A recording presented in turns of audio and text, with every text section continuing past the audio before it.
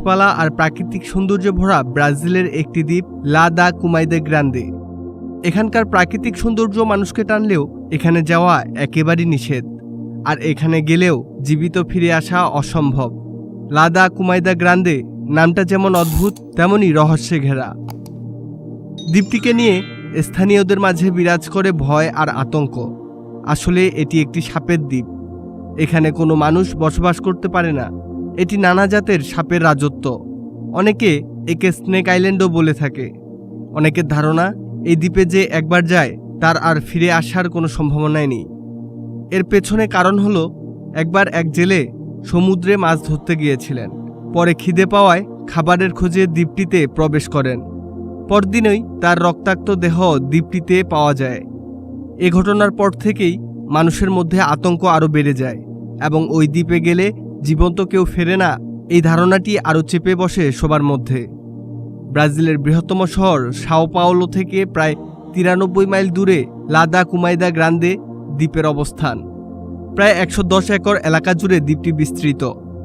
ধারণা করা হয় অনেক বছর আগে সাগরের উচ্চতা বেড়ে যাওয়ার কারণে দ্বীপটি ব্রাজিলের মূল শহর হতে বিচ্ছিন্ন হয়ে গেছে। ফলে অনেক সাপ সেখানে আটকা পড়ে যায়।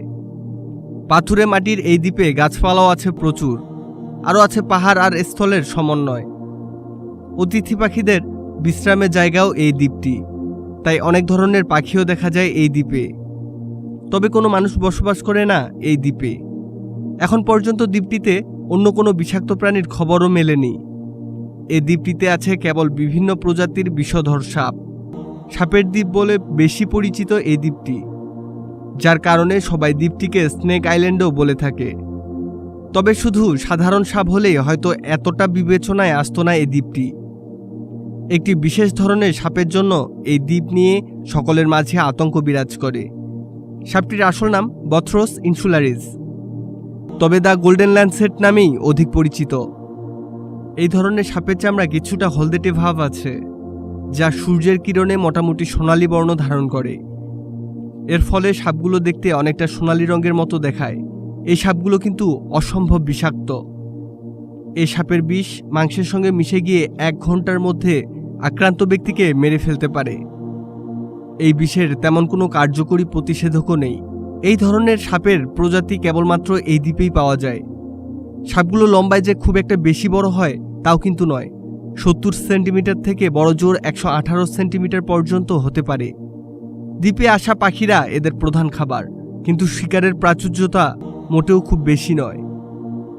অনেক কসরত করেই শিকার করতে হয় সাপগুলোর।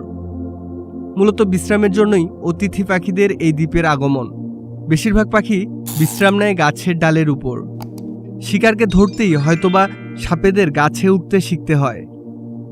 সাও পাওলো স্থানীয়দের মাঝে এই দ্বীপ নিয়ে এক ধরনের আতঙ্ক বিরাজ করে। পারতপক্ষে কেউ এই দ্বীপটিতে যাওয়ার সাহস করে না। তবে জাহাজ চলাচলের অসুবিধার জন্য এই দ্বীপে একটি লাইট হাউস নির্মাণ করার প্রয়োজন পড়ে 1909 সালের দিকে। তারপর থেকে কিছুদিন অন্তর অন্তর ওখানে লাইট হাউসের বাতি পরিবর্তন করার জন্য লোক পাঠানো হতো। সর্বশেষ এক দম্পতিকে লাইট হাউসের দেখাশোনা করার জন্য পুরো পরিবারকে থাকার ব্যবস্থা করা হয় এখানে। কিন্তু জনশ্রুতি আছে যে সাপেদের কামড়ে পরিবারের সবাই মৃত্যুবরণ করে। এরপর সরকার লাইট হাউসের স্বয়ংক্রিয় বাতির ব্যবস্থা করে। সেই থেকেই নৌবাহিনীর এক দল পুরো প্রস্তুতি নিয়ে, অর্থাৎ বিশেষ গ্যাস এবং ওষুধ নিয়ে লাইট হাউসের বাতি ও ব্যাটারি পরিবর্তন করতে যায়। ব্রাজিলের নৌবাহিনীর আদেশ অনুসারে 1920 সাল থেকে এই জঙ্গলে সাধারণের প্রবেশ পুরোপুরি নিষিদ্ধ করা হয়। মূলত জনগণের নিরাপত্তার জন্যই এমন সিদ্ধান্ত নেওয়া হয়েছে। তবে গবেষণার কারণে বা বিশেষ কোনো বৈধ উদ্দেশ্যে নৌবাহিনীর কাছ থেকে অনুমতি সাপেক্ষে নির্দিষ্ট সময়ের জন্য যাওয়া যেতে পারে এই দ্বীপে, কিন্তু সেটা মোটেও সহজসাধ্য নয়। কোনো সাধারণ নৌকা সেখানে যেতে রাজি হয় না। যেতে প্রায় 5 থেকে 6 ঘন্টা সময় লাগে। তাই কেউ সাপের কামড় খেলে তার আর হাসপাতালে আসার সময়টুকুও পাওয়া সম্ভব নয়। তবে ধীরে ধীরে কিছু ভিন্ন ধরনের তথ্য উঠে এসেছে বিভিন্ন গবেষণায়।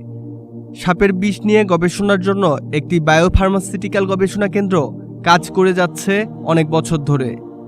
সেই গবেষণার কেন্দ্রে মার্সেলো ডুয়ার্তে নামের এক স্থানীয় বায়োলজিস্ট গবেষণার কাজে 20 বারের বেশি এই দ্বীপে গিয়েছেন।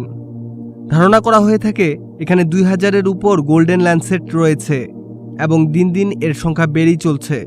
কিন্তু মার্সেলোর মতে এখানে সাপের সংখ্যা দিন দিন কমেই চলছে। বিগত 15 বছরে প্রায় 15% সাপ কমেছে। এই জঙ্গলের বিষাক্ত সাপগুলো মূলত গবেষণার জন্যই ব্যবহারের অনুমতি রয়েছে এবং শুধুমাত্র গবেষকরাই উপযুক্ত অনুমতি নিয়ে এই জঙ্গলে আসতে পারে। কিন্তু এই সাপের বিষের বেশ চাহিদা রয়েছে বিশ্ববাজারে। একজন চোরাচালানকারীর মতে একটি গোল্ডেন স্নেক 20 থেকে $25,000 পর্যন্ত বিক্রি হয়ে থাকে আন্তর্জাতিক বাজারে। মূলত চোরাচালানকারীদের জন্যই সাপের সংখ্যা কমে চলছে এই দ্বীপে।